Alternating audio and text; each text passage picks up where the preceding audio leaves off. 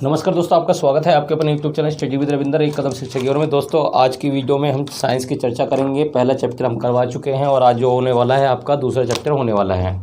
तो देखिए, चैप्टर का आपका नाम है क्या हमारे आसपास के पदार्थ शुद्ध हैं। ठीक है ना। ये आपका सारा बैच टाइम मैंने लिखा हुआ है। 9th क्लास का बैच जो है 9 बजे मैथ का चलता है और 10 बजे चलता है आपका 10 मैथ्स का और 12 बजे चलती है आपकी इंग्लिश की क्लास, 2 बजे होती है आपकी 9th की 10th की क्लास और 3 बजे होता है आपका 10th का साइंस। ठीक है ना। तो फिलहाल हमारे पास इतने ही सब्जेक्ट अभी चल रहे हैं। कुछ सब्जेक्ट हम बढ़ाने की भी सोच रहे थे, एसएसटी वगैरह, लेकिन कुछ समस्या के कारण नहीं बढ़ा पाएंगे। बढ़ाएंगे, कोशिश करेंगे 1-2 दिन बाद। ठीक है ना। थोड़ा टाइम मेरा बिजी है और कुछ नहीं, थोड़ा काम वगैरह ज़्यादा रहता है, इसलिए मैंने चालू नहीं किया है। तो देखिए, जो भी बच्चे नए हैं तो वो चैनल को सब्सक्राइब जरूर कर लें। ठीक है। और बेल आइकन को भी जरूर दबा लें ताकि जो आने वाली वीडियो है उसका नोटिफिकेशन उन्हें टाइम टू टाइम मिलता रहे। ठीक है ना। और प्लेलिस्ट में जाकर वो पीछे की वीडियो भी सारी देख सकते हैं। पूरा का पूरा सिलेबस उसके अंदर पड़ा हुआ है। प्लेलिस्ट में जाएंगे तो आपको मिल जाएगा। तो देखिए, क्या हमारे आसपास के पदार्थ शुद्ध है, पहले हम चर्चा करेंगे इसके बारे में। ठीक है ना। तो देखिए, शुद्ध क्या होता है। देखिए, एक शुद्ध पदार्थ एक ही प्रकार के कणों से मिलकर बनता है। देखिए, सीधी सी बात है कि अगर हम एग्जाम्पल अपने तरीके से लें तो देखिए, एक चाय हो गई। हम चाय पीते हैं घर में। चाय किससे बनती है? दूध, चीनी, चाय पत्ती और पानी से। ठीक है ना। तो हमारे लिए अगर मैं आपसे पूछूं कि चाय शुद्ध है क्या शुद्ध है, तो आप क्या कहेंगे? आप कहेंगे जी चाय एकदम शुद्ध है। लेकिन वैज्ञानिक भाषा में इसको अशुद्ध माना जाता है। ठीक है ना। तो वैज्ञानिकों का कहना यह है कि एक पदार्थ एक ही कण से बनना चाहिए तो वो शुद्ध माना जाएगा, नहीं तो वो अशुद्ध है। तो देखिए, दूध जो है ना, दूध में जो कण होंगे ना, वो छोटे छोटे कण वो दूध के ही होंगे खाली। ठीक है ना। तो दूध प्योर कहा जाएगा, पानी प्योर कहा जाएगा। लेकिन जैसे ही इनको हम एक दूसरे में मिश्रण कर देंगे ना, तो वहाँ पर उसे शुद्ध नहीं कहा जाता वैज्ञानिक भाषा में। ठीक है। तो आपको एक बात समझ में आ गई होगी। तो एक शुद्ध पदार्थ एक ही प्रकार के कणों से बना होता है। तो शुद्ध के बारे में आपको पता चल गया होगा। नेक्स्ट चलते हैं। देखिए, और एक साधारण व्यक्ति के लिए क्या होता है शुद्ध का अर्थ? एक साधारण व्यक्ति के लिए शुद्ध का अर्थ होता है कि जो पदार्थ है उसके अंदर कोई मिलावट नहीं है। ठीक है ना। तो हम लोग उसी चीज़ को शुद्ध कहते हैं जिसके अंदर कोई मिलावट ना हो, एक साधारण व्यक्ति के अनुसार। नेक्स्ट। ठीक है। तो वैज्ञानिक आधार पर शुद्ध का अर्थ है उस पदार्थ के मौजूद सभी कण समान रासायनिक प्रकृति वाले हों। तो वैज्ञानिकों का क्या मत है कि जो शुद्ध से वैज्ञानिक का मतलब ये है कि जो भी पदार्थ हमारे पास है तो वो उनकी जो भी कण हम देखेंगे अंदर से, जो कणों से मिलकर जो पदार्थ बना है, तो उस जितने भी उसके कण हैं सबकी प्रकृति एक जैसी होनी चाहिए, तो हम मानेंगे ये पदार्थ शुद्ध है। ठीक है ना। तो नेक्स्ट आते हैं। एक शुद्ध पदार्थ जो होता है वो एक ही प्रकार के कणों से मिलकर बना होता है, ये ध्यान रखेंगे। नेक्स्ट देखिए, अब देखते हैं मिश्रण क्या है। मिश्रण क्या होता है? देखिए, एक या एक से अधिक शुद्ध पदार्थ या यौगिकों से मिलकर जो बना होता है उसी मिश्रण कहते हैं। ठीक है ना। एक या एक से अधिक शुद्ध तत्व हो गए या यौगिक हो गया, उससे मिलकर जो बनेगा वो होता है मिश्रण। ठीक है ना। अब देखिए, हम देख सकते हैं ना, आपका दूध हो गया, मतलब हमारी चाय है ना, वो मिश्रण के अंदर आती है। ठीक है ना। यौगिक के अंदर आती है। ठीक है ना। मिश्रण के अंदर आते हैं। वैसे यौगिक कहेंगे हम चाय को। ठीक है ना। क्योंकि पहले मैं क्लियर ही कर देता हूँ यौगिक और मिश्रण में क्या फ़र्क होता है। देखिए, एक कोई वस्तु जब निश्चित अनुपात में मिलाई जाती है तो उसे मिश्रण कहते हैं, वो कहते हैं यौगिक। ठीक है ना। जैसे कि देखिए, चाय है तो चाय में आप निश्चित दूध डालेंगे, निश्चित मात्रा में पानी डालेंगे और निश्चित मात्रा में आप चीनी, चाय पत्ती वगैरह डालेंगे। ठीक है ना। तो ये तो आपका यौगिक। तो इस तरह से कोई भी चीज़ जब अनुपात में मिलाई जाती है तो उससे कोई ना कोई अच्छा आइटम या कोई भी हमारे लिए लाभदायक चीज़ बनती है। ठीक है ना। तो वो प्रयोग में भी हो सकती है हमारे यूज़ में। ठीक है ना। या वैज्ञानिक जो भी रासायनिक प्रक्रिया द्वारा यूज़ में होती है अधिकतर। ठीक है ना। लेकिन मिश्रण में अलग होता है। मिश्रण में ये हो गया, मनचाहा जितना मर्जी नमक डाल दिया सब्जी में, जितना मर्जी आलू डाल दिया, कुछ भी चीज़ ले लिया तो उल्टा सीधा डाल के, तो वो हो गया मिश्रण, मिक्सचर हो गया एक किस्म का। तो मिश्रण और यौगिक में ये फ़र्क होता है। ठीक है ना। तो जो मिश्रण होते हैं, तो मिश्रण कैसे भी बन सकता है, 2-3 यौगिक डाल दो। ठीक है ना। तो और कई सारे तत्व भी डाल दो। ठीक है। तो इस तरीके से बन जाएगा आपका। तो ये समझ में आ गई होगी बात आपको, यौगिक और मिश्रण। ठीक है। तो नेक्स्ट आगे बढ़ते हैं। अगर किसी को प्रॉब्लम है तो वो मुझसे व्हाट्सअप पे भी बोल सकता है, ठीक है ना। मैंने अपना व्हाट्सअप नंबर बता देता हूँ, मैंने वैसे शेयर किया हुआ है 8586048703।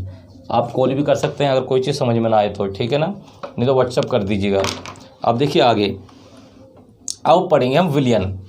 देखिए विलयन क्या होता है, दो या दो से अधिक पदार्थों का समांगी मिश्रण होता है विलयन दो या दो से अधिक पदार्थों का समांगी मिश्रण होता है। पहले तो समझ लेंगे समांगी क्या होता है। देखिए समांगी मतलब होता है एक दूसरे में समाने वाले पदार्थ, ठीक है ना। पानी है और दूध है, तो ये क्या है, समांगी है। जब हम इन दोनों को आपस में मिलाएंगे तो ये बनेगा समांगी मिश्रण, ठीक है ना, एक दूसरे में समा जाएगा, तो इसे कहते हैं समांगी मिश्रण, ठीक है ना। तो विलयन क्या होता है, दो या दो से अधिक पदार्थों का समांगी मिश्रण होता है, ठीक है ना। जैसे नींबू और जल, ठीक है, सोडा और जल, वाइन वगैरह दारू वगैरह जो पीते हैं वो हो गया, ठीक है ना। तो ये क्या है, समांगी होता है, ठीक है ना। तो विलयन क्या होता है, एक या दो, ठीक है, दो से अधिक पदार्थों का समांगी मिश्रण होता है विलयन, ठीक है। अब देखिए ये यहाँ पे क्या, विलयन के कणों में समांगिकता होती है, ठीक है। जो विलयन के छोटे छोटे कण होते हैं उनमें एक समांगिकता होती है, उनमें ऐसी पावर होती है कि वो एक दूसरे में समा सकते हैं। नेक्स्ट आते हैं, देखिए मिश्र धातुएं क्या होती हैं। मिश्र धातुएं वे धातुएं होती हैं जो किसी चीज़ से मिलकर बनी होती हैं, ठीक है ना। जैसे कि आपने देखा होगा अपने घर में कोई सामान है, तो खाने वाने वाला होता है, प्लेट वगैरह होती हैं, वो किसी न किसी चीज़ को मिला के बनाई जाती हैं, ठीक है ना, मिक्स करके, पीतल तांबा जिंक इस तरीके से बनाई जाती है, ठीक है ना। तो देखिए मैं एक बार पढ़ देता हूँ, ये धातुएँ, मिश्र धातु को पढ़ रहा हूँ, ये धातुओं के समांगी मिश्रण होते हैं। तो ये धातु के समांगी मिश्रण होते हैं मिश्र धातु, ठीक है ना। तो वो तो विलयन तो वो हो गया आपका द्रव अवस्था में, ठीक है ना, दूध और पानी। लेकिन मिश्र धातु कोई सारी चीज़ हो गई, जैसे आपका ड्रम का बनना हो गया, आपका भगोने वगैरह हो गए, साइकिल हो गई, तो ये धातु से बनी होती है, ठीक है ना। तो ये मिश्र धातु में आई, वो आ गया विलयन में, ठीक है। विलयन होता है लिक्विड फॉर्म, पानी टाइप, गोलगप्पे का पानी, ठीक है ना, ये विलयन हो गया एक किस्म से। और धातु कोई भी हम चीज़ अपने यूज़ के लिए बना लेते हैं, ठीक है ना। जब ब्लैक बोर्ड बना हुआ है, इसमें कुछ मिला के बना हुआ है, ठीक है ना, जैसे करके कई सारे आइटम लगा के, तो मिश्र धातु भी इसी तरीके से आप मान लेंगे, वो एक धातु हो गई और वो लिक्विड टाइप हो गया विलयन, ठीक है ना। और विलयन आपको पता गया समांगी मिश्रण से बनता है, लेकिन मिश्र धातु कैसे है, ये धातुओं के समांगी मिश्रण होते हैं जिन्हें भौतिक क्रिया द्वारा अवयवों में पृथक नहीं किया जा सकता है, लेकिन फिर भी मिश्र धातुओं को मिश्रण माना जाता है, ठीक है ना। तो किसी भी हम भौतिक क्रिया द्वारा इनको अलग नहीं कर सकते, ठीक है ना। जैसे हमने कोई चीज़ बना ली, जैसे पीतल हमने बना लिया, पीतल हमने बना दिया, पीतल में डलता है जिंक और कॉपर डलता है। अब पीतल हमने बना तो दिया, लेकिन अब ये नहीं कर सकते हम लोग, हम जिंक और कॉपर डाल के पीतल तो बना लेंगे, लेकिन हम ये नहीं कर सकते भैया पीतल होने, एक काम करो जिंक अलग निकाल लो, कॉपर अलग निकाल लो, तो ऐसे निकलता नहीं है भौतिक क्रियाओं द्वारा, ठीक है ना। तो मिश्र धातुओं का ये गुण होता है, ठीक है ना। और समांगी होती हैं ये भी, ठीक है ना। तो ये भी समांगी मिश्रण होता है, लेकिन ये मिश्रण जो होता है धातुओं का होता है, ठीक है ना, ये धातुओं का मिश्रण होता है। आप देखिए आगे देखते हैं, देखिए ये बहुत इंपॉर्टेंट क्वेश्चन है, अधिक से अधिक बार पेपर में पूछा जाता है। देखिए पीतल किससे बनता है, पीतल पेपर में आता है, पीतल किससे बनता है, तो जिंक से बनता है और कॉपर से, जिंक और कॉपर से बनता है। तो कॉपर होता है 70% और जिंक होता है 30%, ठीक है ना, पीतल के अंदर, तब जाके पीतल का निर्माण होता है। तो ये आपको समझ में आ गया होगा। अब आगे देखिए, अब विलयन पे आएंगे। देखिए विलयन दो प्रकार के होते हैं, विलयन को दो भागों में बांटा जाता है, ठीक है ना। तो विलयन के दो भाग कौन कौन से हो गए, एक हो गया विलायक, एक हो गया विलय, ठीक है ना। तो हम मानते हैं, देखिए हाँ चलो आपको विलायक बताते हैं पहले। देखो विलायक में क्या होता है, जैसे विलयन है, नींबू पानी का विलयन है, ठीक है ना, हमने नींबू पानी बनाया, तो जो चीज़ उसके अंदर ज़्यादा होगी तो वह उसे कहेंगे आपका विलायक, ठीक है, और जो चीज़ उसमें कम होगी उसे कहेंगे विलय। तो देखिए जो नींबू का रस होता है वो विलय है नींबू पानी में, और जो जल है वो विलायक है। तो ये बात क्लियर होगी आपको। तो अब मैं इसको थोड़ा हेडिंग वाइज पढ़ देता हूँ, और एक बात का और ध्यान रखेंगे। देखिए जो पहला चैप्टर है, पहले चैप्टर की जो लास्ट वीडियो है, तो लास्ट वीडियो के डिस्क्रिप्शन में आप जाएंगे ना, तो वहाँ पे मैंने पूरे के पूरे चैप्टर का, ठीक है, PDF फाइल एक नोट्स है वो मैंने डाल दिया है, ठीक है ना, उस वीडियो में। तो आप उसको कैसे प्राप्त करेंगे, सबसे लास्ट वाली वीडियो में जाएंगे, इससे पहले वाली जो वीडियो है उसके डिस्क्रिप्शन में जाएंगे, नीचे जाएंगे, एक लिंक दे रखा है, ठीक है ना। तो एक लिंक होगा आपका नीले कलर में आ रहा होगा, सबसे नीचे आएगा वो, ठीक है। उस पर क्लिक करेंगे, क्लिक करने के बाद वो आपका क्रोम पे आके खुलेगा। तो आप क्रोम पे ओके कर देना। तो जहाँ जहाँ वो ओके मांगेगा वहाँ पे आप ओके बस बटन दबा देना, क्लियर हो जाएगा। तो थोड़ी देर बाद क्या होगा, तो आपका नोट्स खुल के आपके सामने आ जाएगा। जल्दबाजी मत करना, बैक करना मत किसी चीज़ को, जो चलेगा चलने देना, ठीक है ना। तो आपका जो नोट्स है पूरा लिखा हुआ, वो पूरी की पूरी PDF फाइल खुल जाएगी 3-4 पन्नों की, ठीक है। तो वहाँ से आप अपने नोट्स बना सकते हैं, ठीक है। इसी प्रकार से इसकी भी मैं आपको लास्ट वीडियो में दूंगा, ठीक है। तो फिलहाल यहाँ पे अब आगे समझते हैं। तो देखिए, विलयन का वह घटक जिनकी मात्रा दूसरे से अधिक होती है, या विलयन का वह घटक जो दूसरे घटकों को विलयन में मिलाता है, उसे विलायक कहते हैं। तो देखिए, तो विलयन में क्या होता है, वो घटक जो विलयन में, ठीक है ना, अन्य घटक को मिलाता है, विलायक कहलाता है, ठीक है ना। विलयन का वो वाला घटक जो दूसरे घटक को अपने अंदर मिलाता है, उसे विलायक कहते हैं, ठीक है। नेक्स्ट, विलयन का वह घटक कम मात्रा वाला जो कि विलयन में घुल जाता है, उसे विलय कहते हैं। तो ये आपको समझ में आ गया होगा। देखिए नेक्स्ट चलते हैं। चीनी और जल के विलयन में जल विलायक और चीनी विलय है। चीनी और जल मिलाया हमने, तो चीनी और जल के मिश्रण में क्या है, विलायक जो है वो जल है और चीनी विलय हो गया आपका, ठीक है ना। तो ये आपका समझ में आ गया। एक क्वेश्चन और है, देखिए, वायुमंडल में जो गैस है, तो गैसों में नाइट्रोजन क्या हो गई, विलायक, क्योंकि सबसे ज़्यादा नाइट्रोजन है इसमें, और सबसे कम क्या है आपकी 1% कार्बन डाइऑक्साइड से, 1% से भी कम है। तो ये क्या हो गई आपकी, ये हो गई विलय हो गई। ऑक्सीजन आपकी विलय हो गई क्योंकि 21% है, ठीक है। तो ये हो गया आपका। अब देखिए नेक्स्ट वीडियो में हम करेंगे विलयन के गुण, ठीक है। अगर आपको वीडियो अच्छा लगा हो तो देखिए शेयर कीजिए, सब्सक्राइब कीजिए, और आपके साथ के जितने बच्चे हैं ना उनको जोड़िए, ठीक है ना। नंबर दे दीजिए, मुझे व्हाट्सअप कर देंगे, मैं उन्हें रोज़ वीडियो बता दिया करूँगा। चैनल का नाम बताइए उन्हें, ठीक है ना, औरों की भी फ़ायदा हो सके, ठीक है। और अब हमारे कम से कम 100 स्टूडेंट होने वाले हैं यूट्यूब चैनल पर, ठीक है। वैसे तो ज़्यादा ही हैं, अगर लगाया जाए तो हम यूट्यूब के हिसाब से चले तो हमारे पास 100 बच्चे इस टाइम हैं, ठीक है ना।